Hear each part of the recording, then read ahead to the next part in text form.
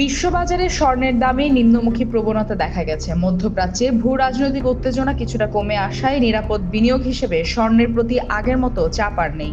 টানা কয়েকটি সেশনে রেকর্ড উচ্চতায় পৌঁছানোর পর মুনাফা তুলে নেওয়ার প্রবণতা বাড়ায় বৃহস্পতিবার সকাল থেকে দুবাই সহ আন্তর্জাতিক বাজারে স্বর্ণের দাম কমতে শুরু করে।